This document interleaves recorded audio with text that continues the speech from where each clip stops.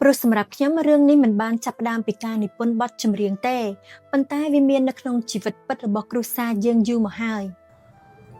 ចំពោះ Official Blog នេះខ្ញុំតាំងចិត្តមិនបង្កើតព្រឹត្តិការណ៍អ្វីថ្មីឡើងទេព្រោះខ្ញុំបានជ្រើសរើសយកពេលវេលាពិតរបស់ក្រុមគ្រួសារមកធ្វើជាផ្នែកមួយនៃការនិទានរឿងក្មេងតូចម្នាក់ដែលគ្មានយាយហៅក្នុងនាមជាកូនស្រីម្នាក់បន្ទាប់ពីម៉ាក់ខ្ញុំចាក់ចេញទៅរឿងមួយដែលខ្ញុំតែងតែធ្វើរហូតមកនោះគឺជាការរៀបចំពិធីបុណ្យគម្រប់ខួបដើម្បីរំលឹកដល់គាត់ជារៀងរាល់ឆ្នាំព្រមទាំងរក្សាទុកនៅអនុស្សាវរីយ៍ទាំងអស់នៅក្នុងក្រុមគ្រួសាររបស់យើងរាល់លើកផងដែរ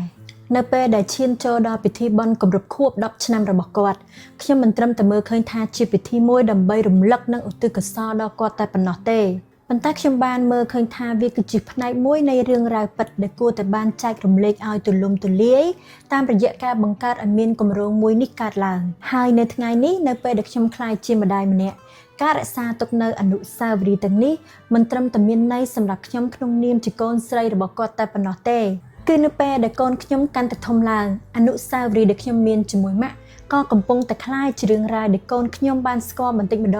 ដងផងដែរហើយនេះជាមូលហេតុដែលខ្ញុំជ្រើសរើសរក្សាទុកនៅពេលវេលាមួយនេះជាផ្នែកមួយនៃ Official Vlog ហើយថ្ងៃនេះខ្ញុំចង់នាំបងប្អូនមកទស្សនាពេលវេលាពិតរបស់ក្រុមគ្រួសារយើងតាមរយៈ Official Vlog នៅលើ Facebook, YouTube, TikTok របស់ពិសិដ្ឋធីតាបនរក្សា